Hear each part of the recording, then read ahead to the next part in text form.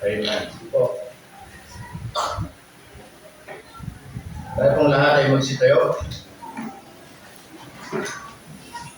And let's open our Bible in the book of 1 Corinthians.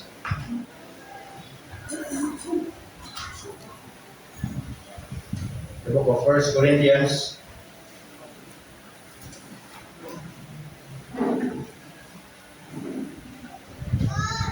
Chapter 15, verse 1 to 4. Just on our read these verses.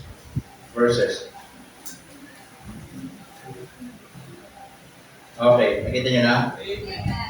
Okay, sabi ng Bible dito in verse 1, sundan nyo lamang po.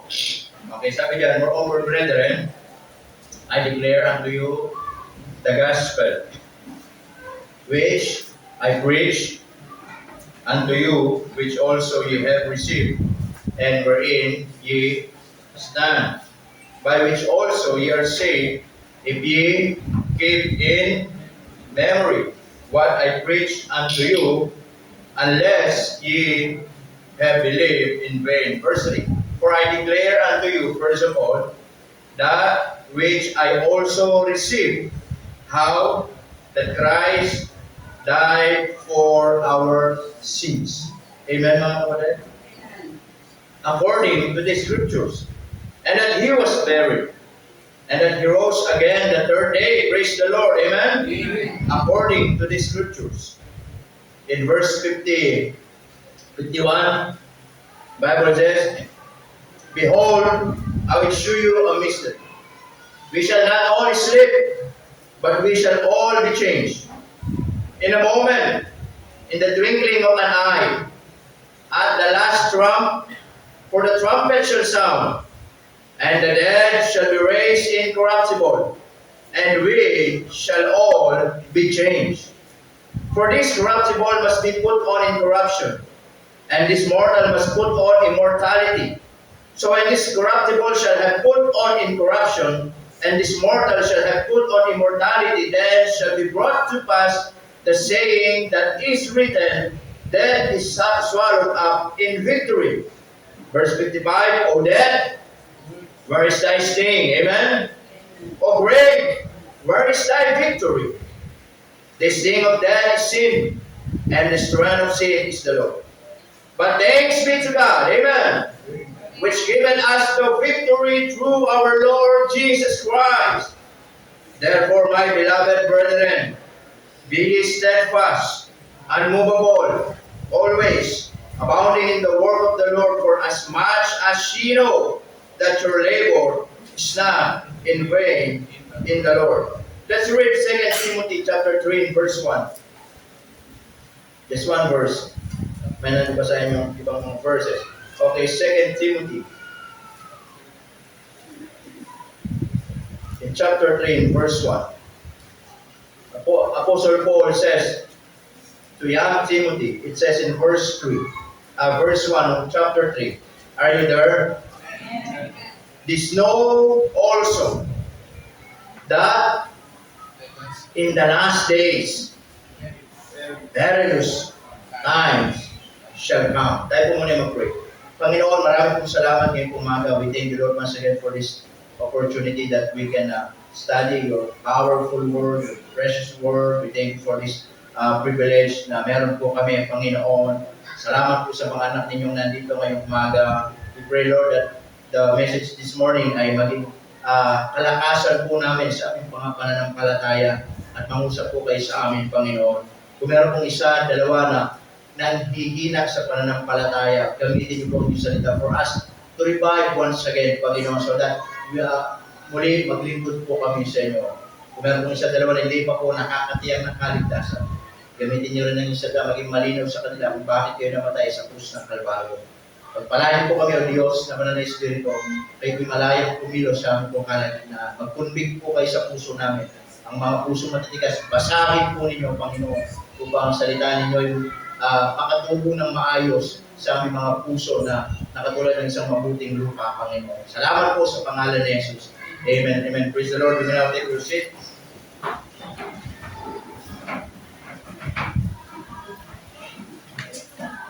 Okay. Sabi ng Bible in 2 Corinthians, 1 Corinthians chapter 15 and verse 1. So if you will read the book of Corinthians, especially chapter 15, dito lahat nandito na pula. Amen? The book of chapter 15 ng 1 Corinthians, nandito na ano ba yung ebanghelyo, ano ba yung tinuturo ng Panginoon, ano yung sinasabi ni Apostol Pablo sa mga mananampalataya sa iglesia po ng Corinto. Kasi yung iglesia ng Corinto, may problema sila. Nagkakaproblema sila, lalong-lalo na sa paniniwala patungkol sa pagkabuhay ng Panginoon. Na yung iba hindi naniniwala, na yung iba ayaw tanggapin. Amen? At magulo talaga when it comes, kapatid, yung iglesia ng Corinto. Kaya namin pinapaunawa ni Apostol Pablo dito, kapatid, in verse 1, sabi niya, "Moreover, brethren, I declare unto you the gospel which I preach unto you, which also ye have received, and wherein ye stand." Amen? Nasabi niya, aking ipinangaral, aking idinala sa inyo, yung ebanghelyo. The gospel means the death, burial, and resurrection. Yan po yung ebanghelyo ng ating Panginoon. Nasabi ni Apostol Pablo na ipinangaral ko sa inyo, and now you receive it. And now you should stand for it. Manindigan kayo dyan. Huwag kayong aalis dyan. Kung sinasabi ninyo na that you are saved, that you receive the gospel, the death, burial, and resurrection, then sabi ni Apostol Pablo po dito, wherein ye stand. That no matter what happened, tumayo kayo dyan, manindigan kayo dyan, huwag niyong ipagpapalit ang pananampalatayang tinanggap ninyo. Amen mga kapatid? In verse 2, by which also ye are saved, if ye give in memory what I preach unto you, unless ye have been it in vain. Maliban na lang kung talagang hindi nyo pinakinggan ng mabuti. Maliban na lang kung talagang hindi nyo sineryoso. Maliban na lang kung talagang sa inyong mga puso ay wala lang talaga sa inyo yung ebanghelyo pinangaral ko sa inyo. In verse 3, for I delivered unto you first of all, sabi diyan, that which, sabi po diyan, kapatid, Christ, first of all, that which also I received, how that Christ died for our sins according to the Scriptures. Amen? Praise the Lord, ang ating pong Panginoon ay namatay sa krus ng Kalbaryo. Amen mga kapatid? Eh sabi ni Pablo dito, na tinanggap ko yung pinangaral ko sa inyo, una kong tinanggap, ano sabi niya? How that Christ died for our sins. Amen po ba? And how can we know that? It says in verse 3, according to the Scriptures. Praise the Lord, we have the Word of God today. Amen? Praise the Lord, na itong salita ng Diyos nagpapakita sa atin, nagtuturo sa atin na merong Kristo, merong anak ng Diyos na nagbayad ng ating mga kasalanan. Amen mga kapatid? Again, last week, nagkaroon ng Holy Week, nagkaroon ng paniniwala na si Kristo'y taon-taon namamatay. Amen mga kapatid? Next year, mamamatay na naman. Next year, mamamatay na naman. Pero sa atin mga kapatid, babaliin natin yung paniniwala, sila, hindi nila naiintindihan yung kamatayan ng Panginoon. Tayo naunawaan natin na si Kristo ay namatay. Bakit? Ang sabi ng Bible, hindi sinabi ng Bible na si Kristo ay namamatay taon-taon. Bakit natin paniniwala ng isang paniniwala na hindi ayon sa salita ng Diyos? Na hindi sinasabi ng banal na kasulatan. In the Bible, it's clear, Christ died for our sins.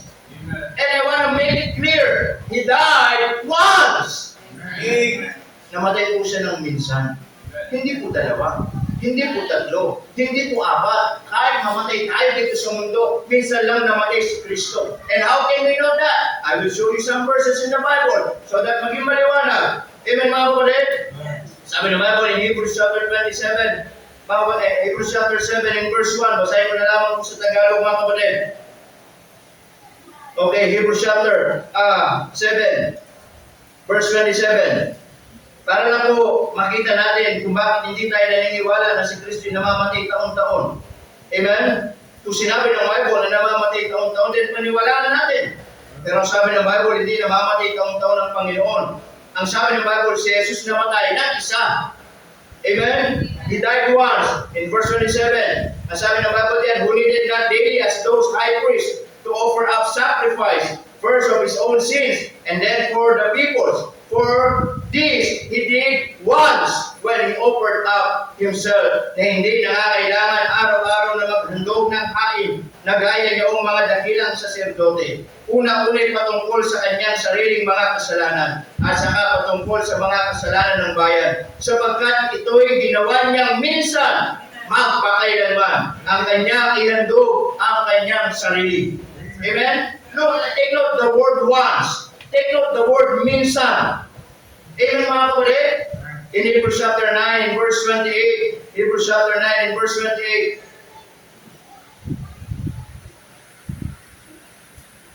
The Bible says, so Christ was once offered to bear the sins of many. And unto them that look for him shall be appeared the second time without sin unto salvation. Ay gayon din naman si Kristo na inihandog na minsan upang dalhin ang mga kasalanan ng marami. Sa ikalaway pakikita na hiwalay sa kasalanan sa ikaliligtas ng mga nagsisipaghintay sa Kanya. Amen? Take note the word once and the word minsan. Amen? In Hebrews chapter 10, in verse 10, sabi ng Bible in Hebrews chapter 10, in verse 10, by the which will we are sanctified through the offering of the body of Jesus Christ once for all. Amen? Sa kaloobang iyon, tayo pinapaging banal sa pamamagitan ng pagkahandog ng katawan ni Kristo, the literal body of Jesus Christ. Amen? Na nagkawatak-watak, nagkasugat-sugat, ipinako sa krus ng Kalbaryo, literal body ng ating Panginoon. Sabi ng Bible diyan, hindi pagkakahandog ng katawan ni Kristo na minsan, ano sabi doon? Magpakailanman. Amen, mga kapatid? In 1 Peter chapter 3, verse 18. Sabi ng Bible in 1 Peter chapter 3, in verse 18. It says, for Christ also had once suffered for sins, the just for the unjust, that he might bring us to God, being put to death in the flesh, but quickened by the Spirit. Sapagkat si Kristo man ay nagbataring minsan dahil sa mga kasalanan mo, kasalanan ko, kasalanan nating lahat, ang matuwid dahil sa mga di matuwid. The purpose upang tayo'y madala niya sa Diyos. Siya'y pinatay sa laman, ngunit binuhay sa Espiritu. At marami pong mga talata sa Biblia na nagtuturo that Jesus died once. And He died once, mga kapatid. And that once is enough. Sapat po para tubusin ang kasalanan ng lahat. Kaya hindi natin paniniwalaan yung paniniwala na si Kristo'y taon-taon namamatay. Hindi natin paniniwalaan yung paniniwala na kailangan sakyan ng sarili, kailangan tularan ng Panginoon, magsugat sa likod, magbuhat ng krus. Mga kapatid, di na natin kailangan gawin yan. Lahat ng yan, ginawa na ng ating Panginoon Isu Kristo, ipinako sa krus ng Kalbaryo, upang sa ganon, yung kaligtasan natin, maging simple na lang. Amen, mga kapatid? Praise the Lord for that. And how can we know that? Sabi ng Apostle Pablo, according to the scriptures, and that He was buried, and that rose again the third day. Ano sabi diyan? According to the scriptures. Amen, mga kapatid?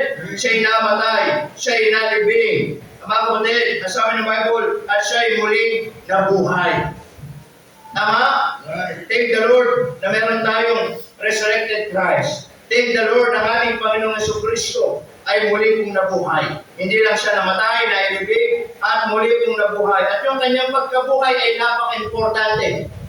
Amen? Kung hindi nabuhay ang Panginoon, walang kabuluhan yung ginawa niya sa krus.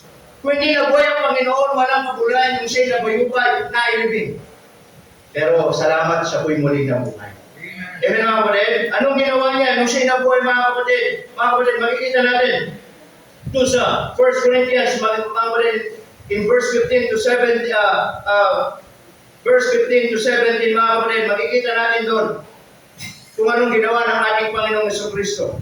Because of His resurrection, anong binigay niya sa atin? Christ gave us a complete forgiveness. Amen? Not only a complete forgiveness, but also in verse 12 and verse 14, He gave us also a correct faith. Binigyan tayo ng tamang pananampalataya. Binigyan tayo ng kumpletong pagpapatawad. Yes, kung si Kristo'y namatay taon-taon, mga kapatid, pwede niyang patawarin ang kasalanan natin taon-taon.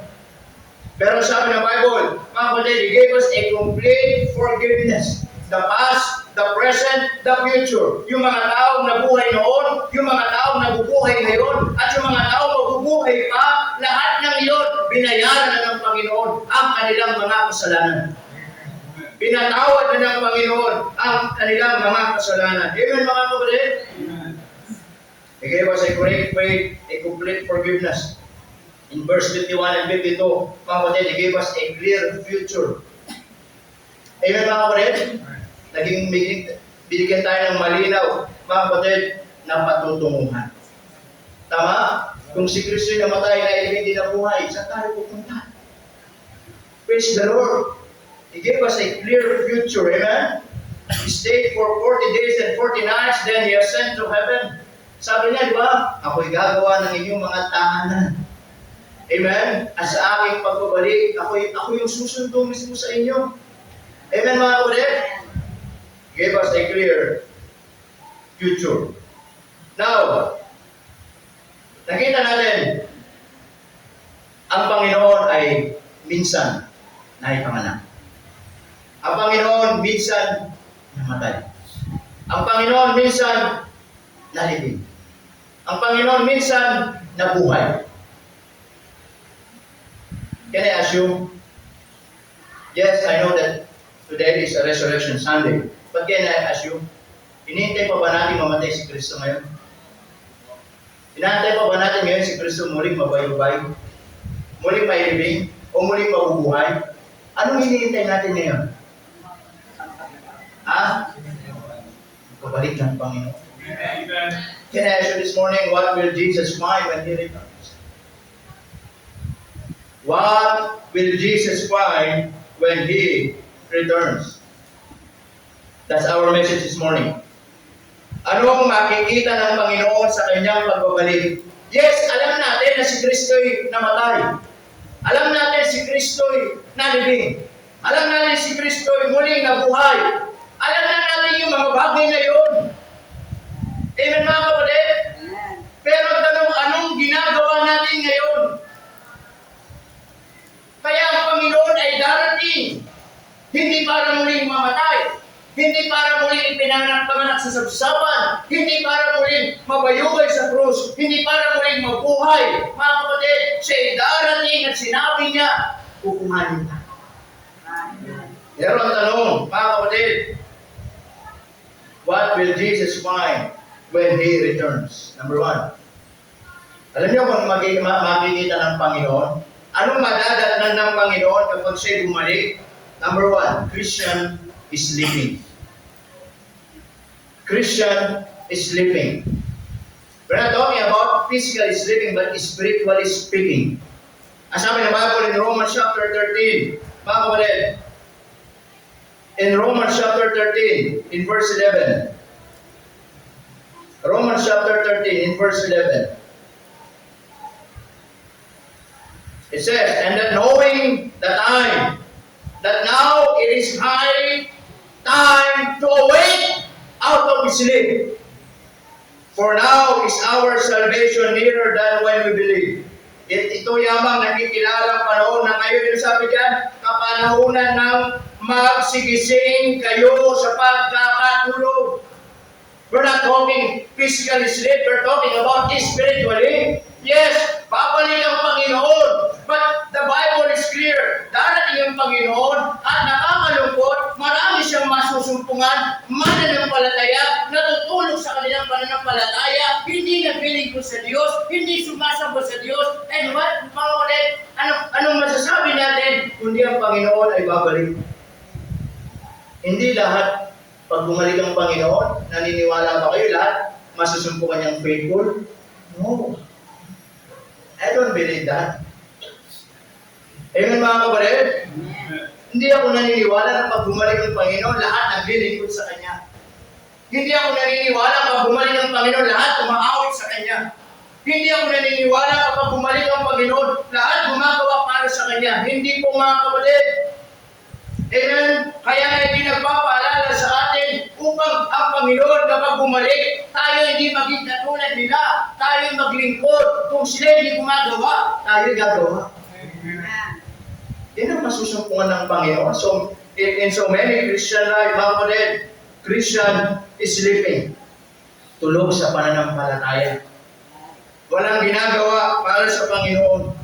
Amen? Hindi mga tao, mga kapatid, they really understand the death, they really understand the burial, they really understand the resurrection, they really accepted and mga kapatid, and received the gospel, pero sa kanilang pamumuhay, mga kapatid, hindi nakikita ang paglilingkod sa Panginoon. That's why, what will Jesus find when He returns? Christian is sleeping. Mga mananampalataya, mga kapatid, ay namumuhay sa kanilang comfort life. Mga mananampalataya, namumuhay sa convenient life. They don't want to serve the Lord. They just waiting ng Panginoon ay babalik. They just waiting na alam nila, pag ako namatay, sa langit pupunta. Yes, praise the Lord for that. Na ikaw ay sa langit pupunta. Pero, anong ginawa natin para sa Panginoon? Amen, mga kapatid? We will stand before those, mga kapatid, the judgment seat of Christ. Amen? And the Lord will judge us. Hindi para ligtas ka o hindi, kundi para kung ano yung mga pinaglingkod natin sa Kanya. Amen, mga kapatid? Yes, nakakalungkot. Baka dumating yung Panginoon. Maraming mga mananampalataya. Una, wala sa church. Baka dumating ang Panginoon ngayon, wala sa church ng mga mananampalataya. Baka yung iba ay nandun sa mall, yung iba nandun sa trabaho, yung iba nandun sa swimming pool, yung iba ay baka yung iba ay namumuhay pa sa makamundong bagay. Could you imagine, babalik ng Panginoon, yun ang makipapaabutan yung buhay ng mga mananampalataya na sinasabi natin, alam kong namatay si Kristo sa akin, alam kong nabayubay si Kristo sa akin, alam kong nailibing siya, alam kong nabangon siya muli. Pero yan ba yung masusumpungan ng Diyos sa buhay mo? Amen, mga kapatid? That's why what will Jesus find when He returns? Christian is sleeping. Mga mananampalataya, tulog sa pananampalataya. Amen? Can I ask you this morning, it's time to wake up! Amen. Gising sa pananampalataya. Gising sa paglilingkod. Gising sa pagpupuri sa Panginoon. Gising sa pag-aawit sa Panginoon. Because maybe mamaya, maybe tomorrow, babalik ang Panginoon. Amen, mga kapatid? What will Jesus find when He returns? Christian is sleeping. Musta ang ating pong pananampalataya? Baka tulog ang ating paglilingkod sa Panginoon. Amen, mga kapatid? Alam nyo, kaya nga maganda na hindi natin alam kailan babalik ang Panginoon exactly. So that, lagi tayo maging ready araw-araw. Kasi kung alam lang natin, kung ganitong day darating ang Panginoon, yes, ready tayong mag-backslide, lumayo. Then pag malapit na yung day, magtatapat na ako sa Panginoon. Amen, mga kapatid? Kaya salamat sa Diyos, sabi ng Panginoon, mga kapatid, I will come again. But no exact date. That's why we as a Christian, mga kapatid, hindi tayo matulog sa pananampalataya, kundi tayo araw-araw, we should be faithful to the Lord. Amen? Amen. Because any moment, sabi ng binasa natin, the twinkling of an eye. Amen, mga kapatid? Amen. Sa isang usap mata, mabilis pa sa isang isap mata, babalik ang Panginoon. Ang tanong, kung babalik ang Panginoon, paano kanya masusumpungan? Amen po ba? Amen, mga kapatid? Paano tayo masusumpungan ng Panginoon? Baka bumalik ang Panginoon, hindi tayo nagbabasa ng Bible. Baka bumalik ang Panginoon, hindi tayo nagpe-pray. Baka bumalik ang Panginoon, hindi natin siya mahal. Amen, mga kapatid? Baka bumalik ang Panginoon, malayo ang puso natin sa Kanya. Baka bumalik ang Panginoon, malamig ang buhay natin sa Kanya. Baka bumalik ang Panginoon, backslider tayo sa Kanyang harapan. It's time to wake up! Yes, it is a good thing to know Jesus died, buried, and rose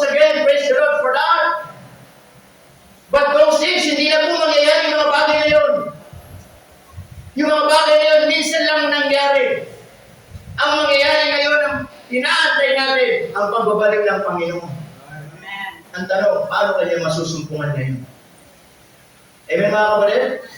Paano tayo masusumpungan ngayon ng Panginoon? Not only Christian is sleeping, but number 2, in 2 Timothy chapter 3, verse 1 to 9, 2 Timothy, so po natin, 2 Timothy chapter 3, are you there? Amen. Amen.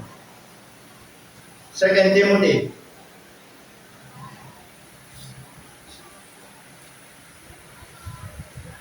Chapter 3. Ang sabi na ko dyan? This know. Also. Hindi sinabing, this is a secret.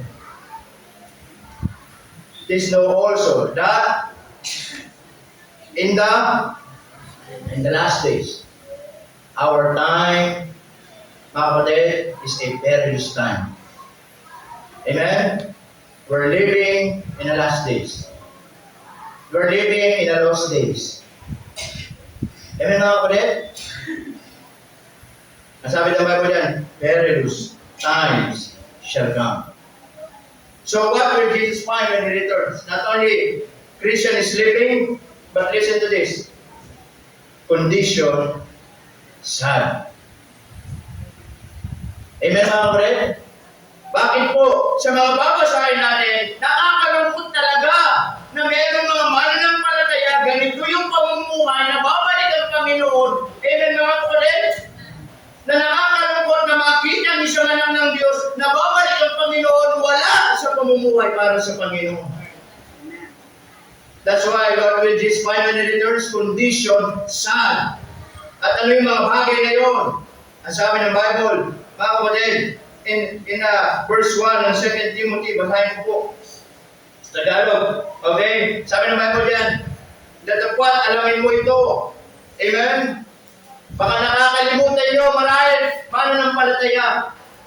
We're living in the last days. We're not living in convenient life. We're not living, mga kapatid, sa buhay na maayos.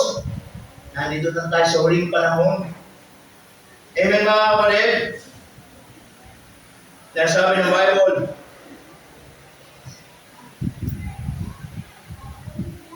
in verse 1, na sa mga huling araw ay darating ang mga panahon, ano sabi diyan? Mapangalip. Amen po ba mga kapatid? Why? In verse 2, this is the condition sad. For men shall be lovers of their own selves. Amen? Huwag niyong sabihin, ligtas kayo, maraming mananampalataya, mas iniibig ang sarili kaysa sa Diyos. Mas maraming inuuna ang sarili kaysa sa Panginoon. Amen po ba mga kapatid?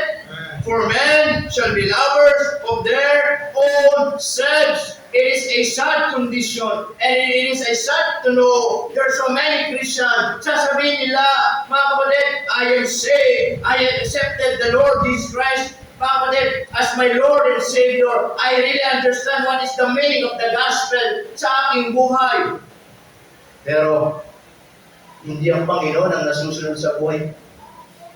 Siya ang nasusunod kaysa sa Diyos. Amen mga kapatid? Maraming mga tao iibigin ng sarili, uunahin ang sarili.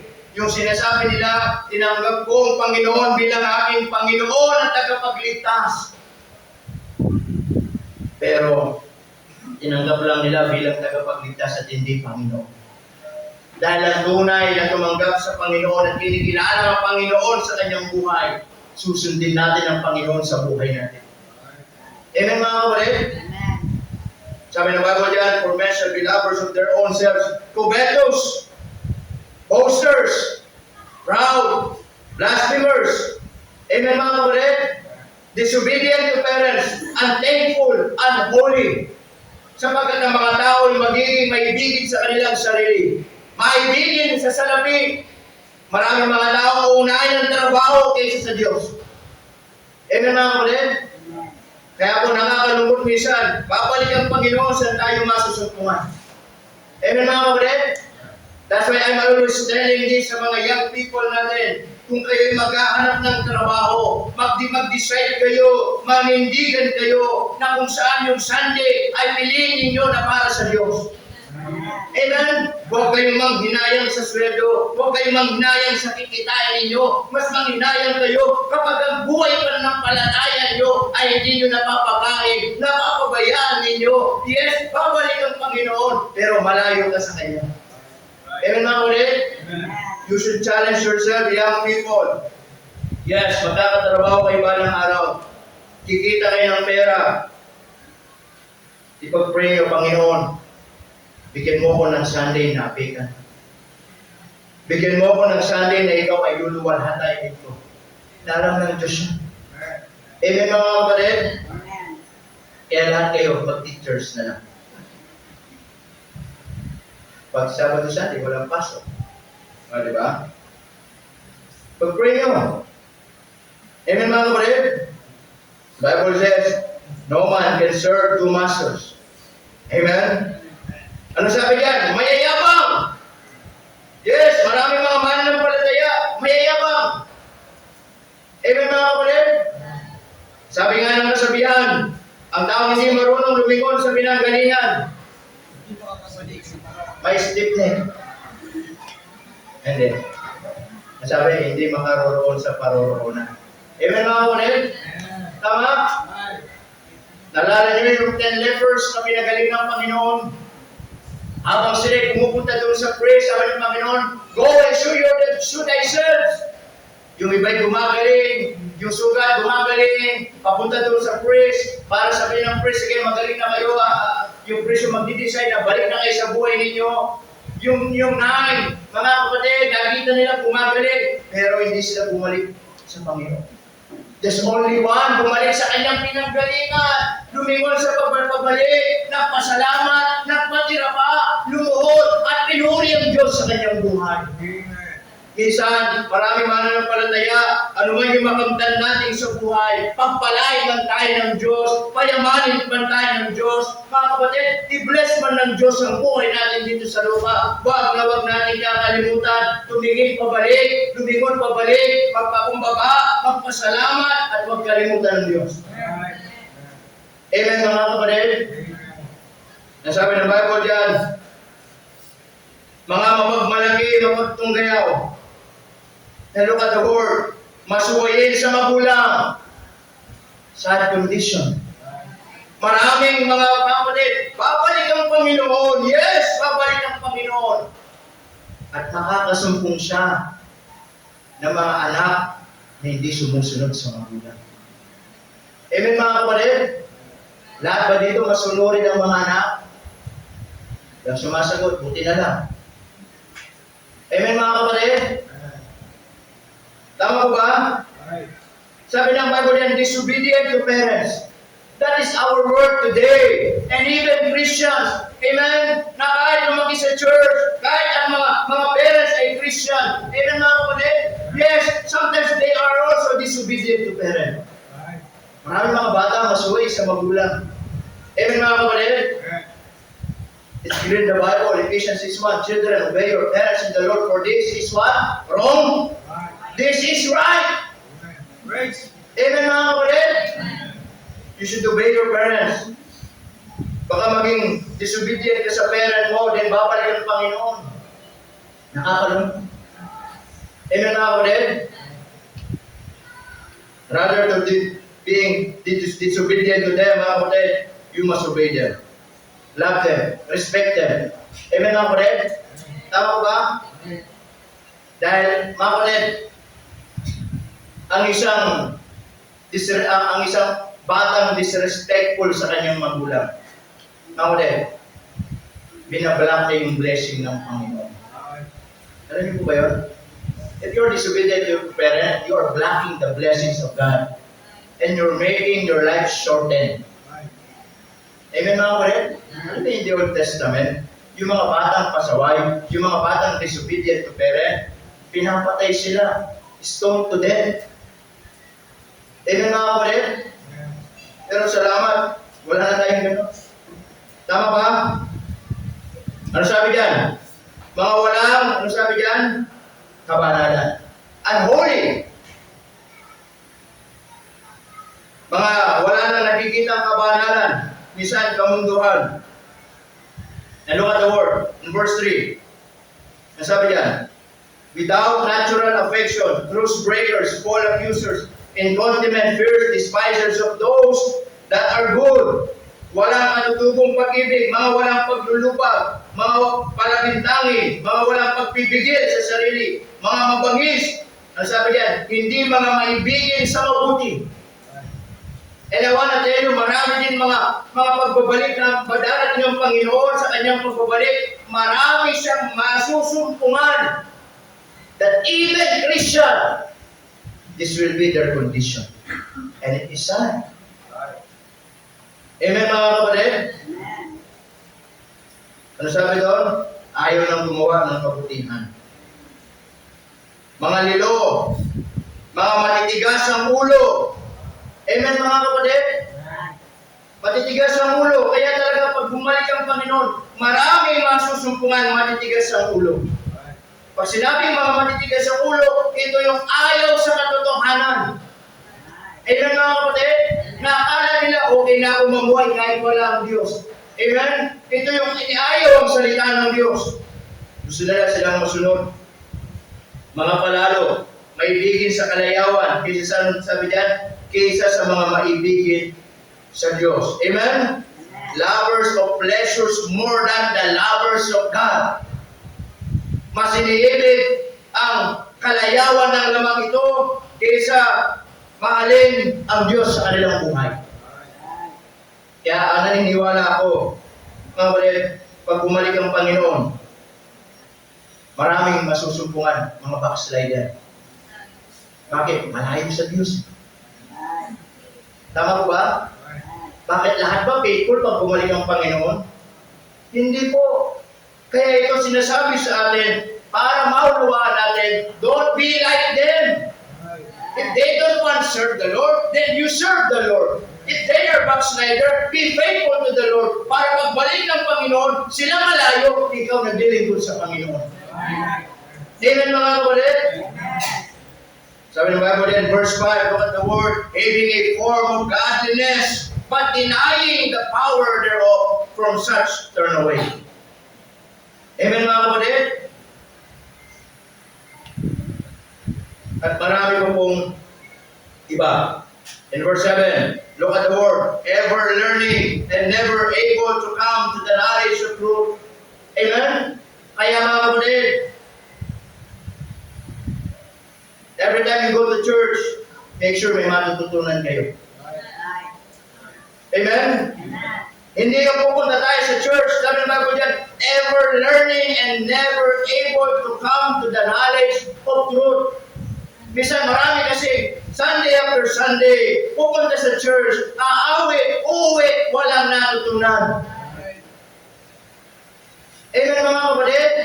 Sana, every time you go to church, you pray to the Lord. Lord, I go to your house, I go to church, huwag mong papabayaan na wala akong matututunan. Yes, hindi lang sapat na kumanta, hindi lang sapat na magpuri, hindi lang sapat na magbigay. Ang pinaka-importante, you go to church na meron kang natutunan from the Word of God. Amen mga kapatid? That's why when you go to church, make sure you focus. Amen?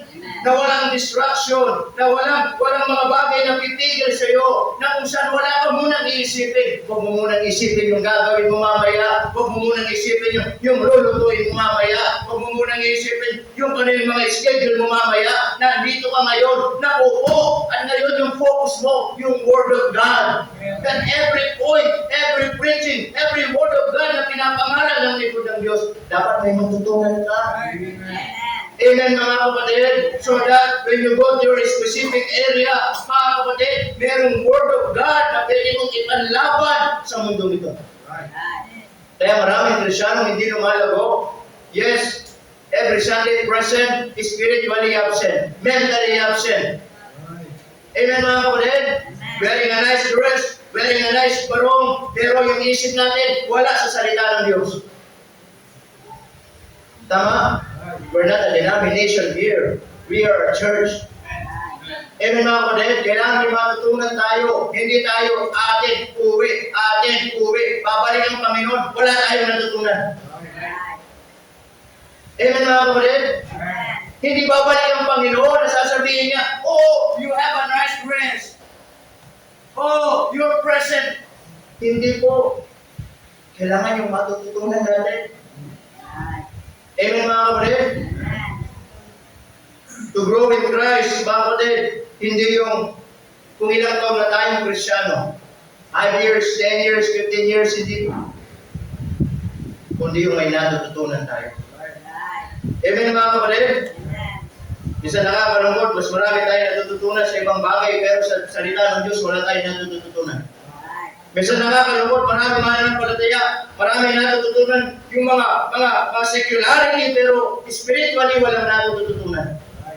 Amen mga kapatid? Tama po ba? That's why nandito tayo sa church.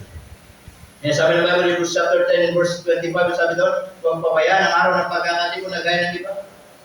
Na gaya ng ugali ng iba. Amen mga kapatid, kung sabi doon, mga aralan sa isa't isa. Tama po ba? Yan sabi ng Bible dyan, ever learning. Amen? At marami pa pong iba. Yan sabi ng Bible in verse 13. Look at the word. But every man and seducers shall wax. Amen? Worse and worse, deceiving and being deceived. Tatapwat ang masasamang tao ay, sabi diyan, at ang mga magdaraya ay lalong sasama ng sasama, na magdadaya sila rin ng mga magdadaya. Amen? That is our time today. That is our days today. Yung mga masasama, lalong sasama. Yung mandaraya, lalong mandaraya. We are living in the last days, getting worse and worse. Amen mga kapatid? Now, babalik ang Panginoon. Anong gagawin natin? That's why Apostle Paul encouraged young Timothy in verse 14, but continue thou in the things which thou hast learned and hast been assured of knowing of whom thou hast learned them. Magpatuloy kayo sa inyong mga natututunan. Amen mga kapatid? Alam na natin ang mundo magulo. Alam na natin mga tao masama. Amen? Wala nang mabuti dito sa mundo ito. At babalik ang Panginoon. Are you one of them? Amen? Ikaw ba'y magiging katulad nila na mas ibigin ang sarili kaysa sa Diyos? Ikaw ba'y magiging katulad nila hindi marunong marumispeto sa magulang? Ikaw ba'y magiging katulad nila mas pipili ng layaw ng sarili kaysa yung pagmamahal nila sa Panginoon? Amen mga kapatid? Kaya sabi ni Pablo, kung may natututunan ka, patuloy ka sa natututunan mo. Amen mga kapatid? Yung mga salita ng Diyos, after Sunday, naririnig natin, huwag lang natin papasukin dito at palabasin doon. Ilagay natin sa puso natin. Amen mga kapatid? Kahit anong mga verse yan, kahit mayroong isang point lang na matutunan natin, gamitin ng Diyos yun para lumago tayo sa pananampalataya upang ang pagbalik ng Panginoon, pasumpungan niya tayo, may natututunan. Amen mga kapatid? What will Jesus find when He returns? Condition sad. Nakakalungkot talaga pag yun ang condition ng mga tao, kasusumpungan ng Diyos. Amen mga kapatid? Whether unbeliever and sometimes even believer. Amen? I hope and I pray na hindi tayo maging kagaya nila. I hope and I pray tayo, mahal natin ng Diyos kasi sa sarili natin. Na tayo sumusunod sa magulang. Na tayo thankful sa parent natin. Na tayo mahal natin ng Panginoon sa buhay natin. Amen? And lastly, not only, of course, what will Jesus find when He returns? Not only Christian is living and also condition sad, but also consecrated saints. Siyempre, hindi lang po laging mga kapatid, Christian is living. Amen? Hindi lang masusumpungan ng Diyos yung mga taong tulog sa pananampalataya.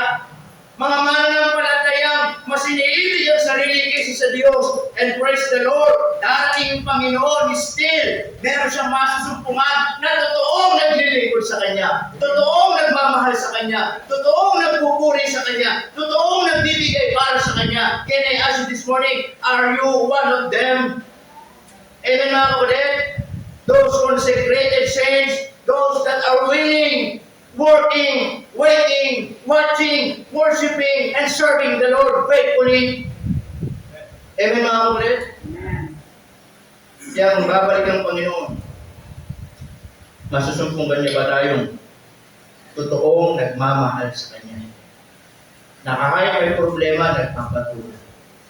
Na kahit alam natin ang mundong ito, marami pwedeng i-offer sa atin, hindi natin pipiliin, mas pipiliin natin ang Diyos.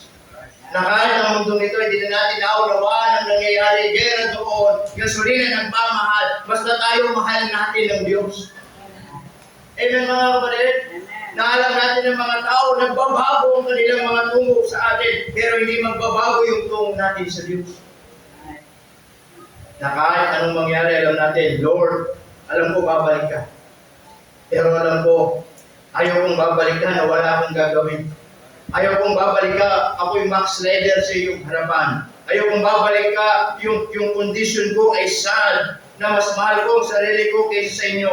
Gusto ko babalik ka, ako'y masumpungan mo, naglilingkod, nananalangin, nagbabasa ng Biblia, nagpupuri. Every Sunday nasa church ako, sumasamba, nagpupuri, nag-aaral ng salita mo. So that pagbalik ng Panginoon, masumpungan niya tayo na totoo at sasabihin niya, well done, thou good and faithful servant. Amen. Amen mga kapatid? Yes, again, it's a good thing to be reminded about the death and burial and resurrection of Jesus Christ. But those things happen once at hindi na mauulit. Ang aantay natin ngayon, balik ang Panginoon. At sa kanyang pagbabalik, paano tayo masusumpungan?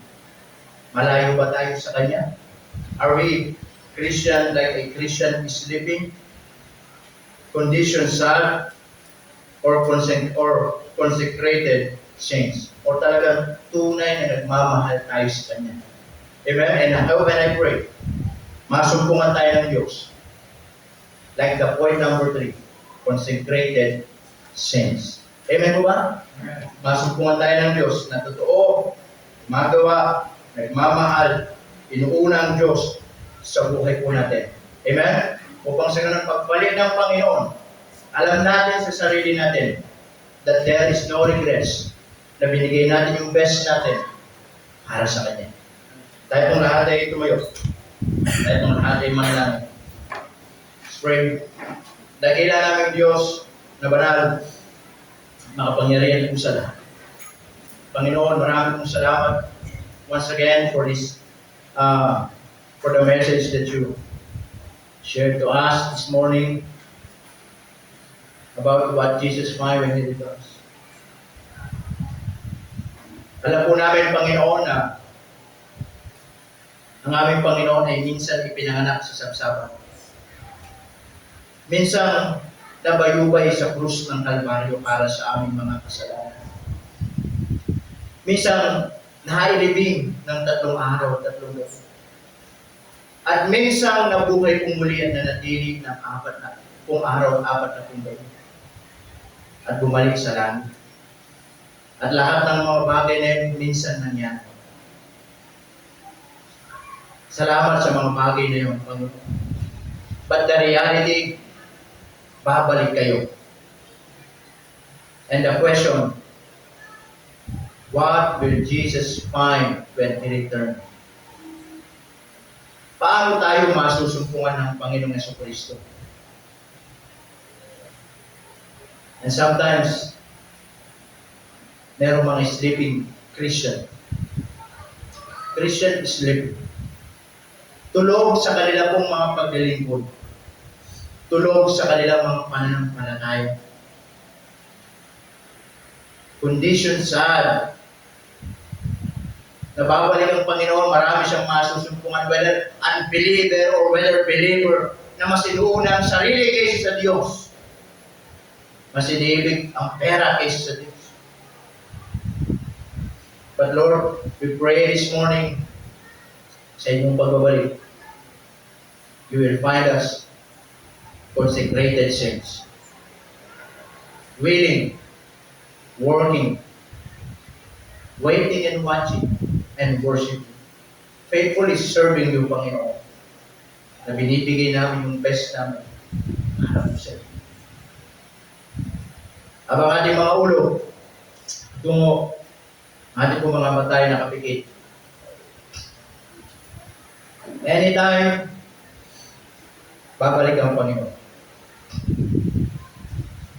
Pwedeng ngayon, pwedeng mamaya, pwedeng pag-uwi, hindi natin alam. Pero anong ginagawa mo ngayon? Ikaw ba'y walang ginagawa? Ikaw ba ay malayo sa Diyos ngayong umaga? Ang puso mo ba'y nanlalamig? Ang puso mo ba'y malayo sa harapan ng Panginoon? Kapatid, okay na ba yan na ganyan? Babalik ang Panginoon, malayo ka sa Kanya? Okay ka na, babalik ang Panginoon, backslider ka? Okay ka na, malayo ang buhay mo sa Diyos, babalik ang Panginoon? Alam mo naman, babalik ang Panginoon. Anong ginagawa mo? Okay ka na dyan, ayaw mo maglingkod? Okay ka na, Sunday after Sunday, like ang absent? Okay ka na, babalik ang Panginoon, ayaw mong magbasa ng Bible, ayaw mong umatay ng prayer meeting, okay ka na ba dyan? Kapatid, babalik ang Panginoon, haharap tayo sa Kanya. At sa pagharap natin sa Kanya, gagantimpalayan niya ang bawat pagpapagal na ginawa natin dito sa mundong labaw. Hindi ba? Sayang naman, babalik tayo sa Kanya, wala tayong ginawa. Kaya, ngayong umaga, bakit hindi ka lumapit sa unahan? Manalangin ngayong umaga. Baka nga ngayon, babalik ang Panginoon, ayaw mo mag-forward. Baka nga ngayon, babalik ang Panginoon. Ito yung time na manalangin ka, makipagseryosohan ka, mag-commit ka sa Diyos, ipanalangin mo yung buhay mo, na gamitin ka ng Panginoon, na ayaw mo na babalik ang Panginoon, na malayo ka sa Kanya. Ito na yung oras na lumuhod ka. Ito na yung oras na maging totoo ka sa Panginoon. Baka mamaya, babalik ang Panginoon, pinapatigas mo pa yung puso mo. Baka mamaya, babalik ang Panginoon, yung puso mo malayo. Kung sayangin yung pagkakataong ito, babalik ang Panginoon. Alam mo yan! Ang tanong, anong ginagawa mo? Okay ka na ba dyan na nakupo? Okay ka na ba dyan na nandyan ka, walang ginagawa para sa Panginoon? Again, masarap bumalik sa Panginoon na walang regrets sa puso natin. Na alam natin, binigay natin yung best natin sa Panginoon, na kahit may problema, nagpapatuloy ka. Kahit mahirap ang buhay, mahal mo pa rin ang Panginoon. Kahit sa kabila ng mga pangangailangan, nagtitiwala ka sa Panginoon. Kahit ang mundo, pagulo ng pagulo, pasama ng pasama, ay hindi mo ipagpapalit ang pag-ibig mo sa Panginoon. Is that your prayer? You may come dito sa unahan. Ipanalangin mo sa Diyos ang buhay mo. I-commit mo sa Diyos ang buhay mo ngayong umaga. Upang sa ganoon, sa pagharap natin sa Diyos, alam natin sa sarili natin, ginawa natin yung tama para sa Panginoon. Meron ba po ba? Meron ba po? Sige po.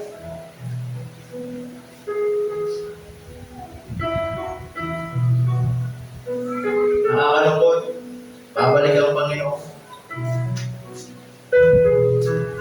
Masusupungan niya yung mga mananampalataya.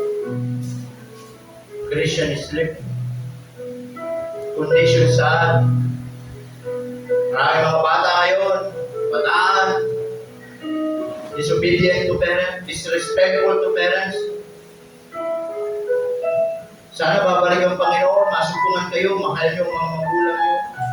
sumusunod kayo sa Kanya, sa kanila, pinapanalangin niyo sila, niluluhod niyo sila na sila bigyan lagi ng kalakasan ng Diyos. Sana babalik ang Panginoon na huwag ninyong laging unahin ang mga sarili niyo. Babalik ang Panginoon sa mga totoong mananampalataya, consecrated saints na nagmamahal sa Kanya, naglilingkod na po. I hope and I pray na maging consecrated saints tayo. Na naman ang mangyari sa mundo ni Papa, hindi natin ipagpapalit yung pag-ibig natin sa Panginoong Diyos.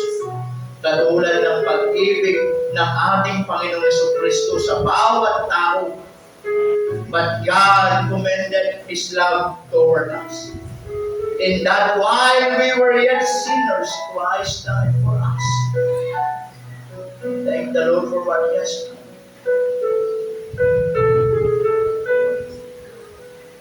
Ano pa po? Panginoong Diyos, maraming salamat. Thank you for reminding us, Panginoon. Alam ko, babalik po kayo. Any moment. That's why help us, Lord, to be faithful. Help us, Lord, to love you, to serve you, to worship you. Lalo ka namin ibigin. At maasumpungan niyo ba? At sasabihin niyo, well done, thou good and faithful servant. Salamat po sa bawat isa. Sa pangalan ni Jesus na tumatala. Amen. Amen. Praise the Lord. And we now take your seat.